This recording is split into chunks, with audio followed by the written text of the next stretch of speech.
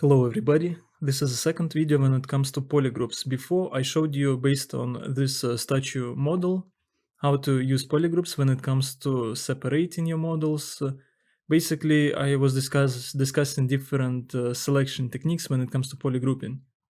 Right now, I want to discuss with you how to create polygroups and affect them using dynamesh, zremesh, and also how to separate different parts of your models based on polygroups they have. To begin with, we can check under this tool menu, here subtool submenu, we have only one subtool. It means that all of these models that you can see on your screen, they're just one model, and I want to separate this dog, for example. That's why we already know this dog is a separate polygroup based on the previous lesson, because I showed you press Shift F and you see that these parts of this statue have different polygroups. Dog has its own polygroup. That's why while pressing Ctrl Shift, I can press on the dog and separate it completely from the model, from the statue model. But it's not separated physically yet because we still have one subtool here. For me to separate it to another subtool, I have to go to this split menu and press the split hidden button. Right now, this dog is a separate subtool, and it's active right now because you can see its mesh. If I will press on this woman model while holding Alt, we will make this subtool active, this woman subtool active right now, because we can see its mesh. If you don't want to see its mesh, you have to press Shift F again. It will hide the visibility of mesh. Right now, after we separated dog from the statue, we can see that if I will solar our woman model, we see that here, where the dog's paw was touching the base of the statue, there is a hole right now. And this is a common problem that people might separate their models from each other using polygroups, and after that they will forget to close holes, and that's why after you will sculpt for a while on such a model, you might have some problems with it. You never want to leave holes in your model opened like this.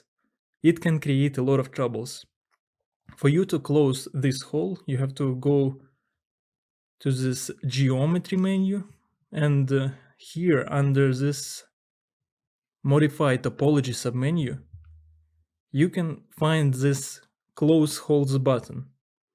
After you press it, if this subtool is active, this subtool in my case is active. That's why after I press this close holes button, this hole will be closed. And to this area will be assigned a new polygroup. Press Shift F again to see it and press close holes. Okay, right now it assigned to it a new polygroup. Unfortunately, we cannot see it because it's a very similar color to the polygroup of the base.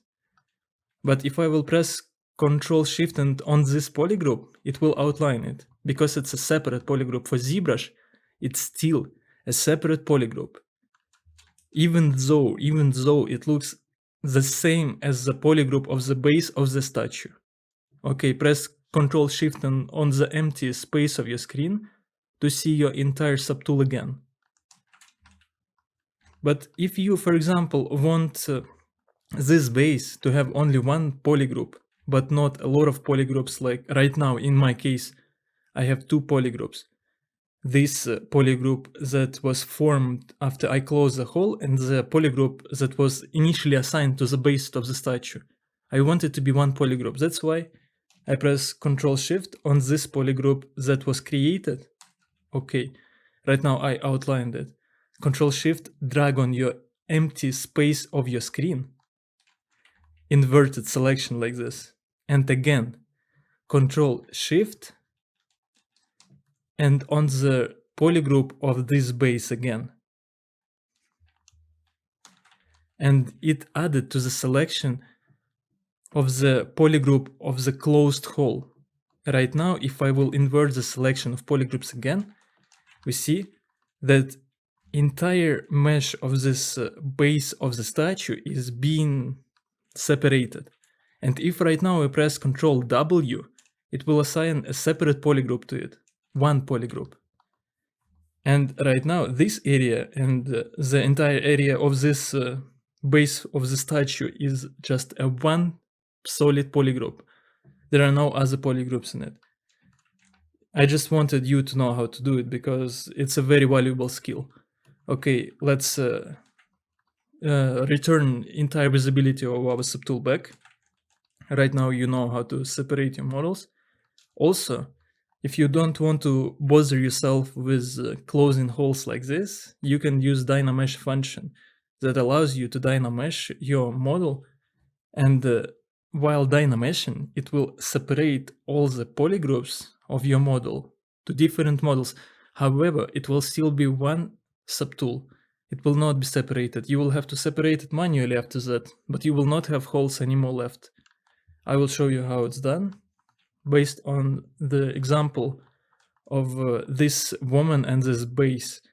Right now we know that this subtool with the woman and the base has just only two polygroups, woman polygroup and the base polygroup. And if I will go to geometries menu here, I will find dynamesh here. Okay, it's here, dynamesh. And here, when I was talking to you about dynameshing, I didn't discuss with you this group button because you didn't know what polygroups are before.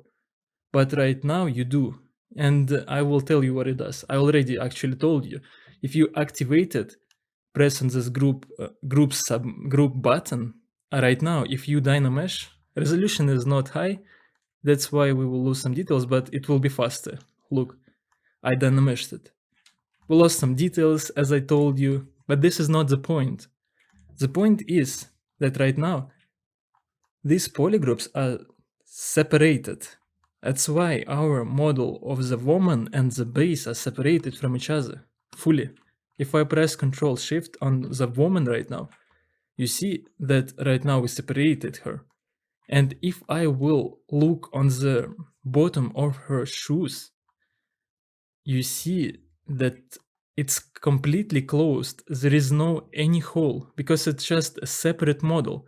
Right now you can see that these are just two separate models because you activated this groups button, groups option on your dynamesh.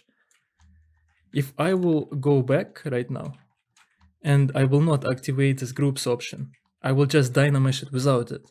Look, see, it fused together. But when it was activated, after I dynameshed, it created two different models as I wanted it to be. And right now, after you create it, I think it will be better if I will try to create two different models with a slightly higher resolution. That's why I will still activate this groups function, but set the resolution to the resolution of the woman, for example. Yes, you can use a speaker function as I told you before, just press on it while holding drag on the mesh you want to borrow the resolution from and release the button. That's it. After you did it, you will have the resolution that you need to keep your details, more or less. And if I will press dynamesh right now, yes, we more or less kept the details. I think the resolution still should be a little bit higher, but for our example, it's fine. Right now, again, because we had this groups function activated, these are separate models, but not separate subtools. I don't want you to be actually mistaken here, because this dock is a separate subtool, but this model of this statue with woman is not a separate subtool, even though woman and the statue are separate from each other, separate models. They are not one solid model. We have to still press Ctrl Shift, and on the model we have to separate. In my case, it will be the woman. And after that, I will go and again use this function split hidden. And as you can see right now, the woman and the base are different subtools. And here, where the woman's feet was touching the base, there is no any sign of a hole being here because we use the dynamesh function. That's very important for you to understand how it works. Okay, I think that's it when it comes to separating models using polygroups.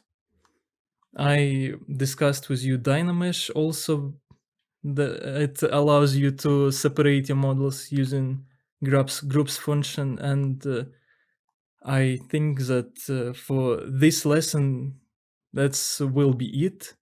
And in the next lesson, when it comes to polygroups, I will discuss with you how to create polygroups in different ways, some specific very interesting moments when it comes to working with polygroups. Maybe they will be a little bit higher than a beginner's level, but I still think you have to know them because they're very important, especially if you want to be a very good sculptor.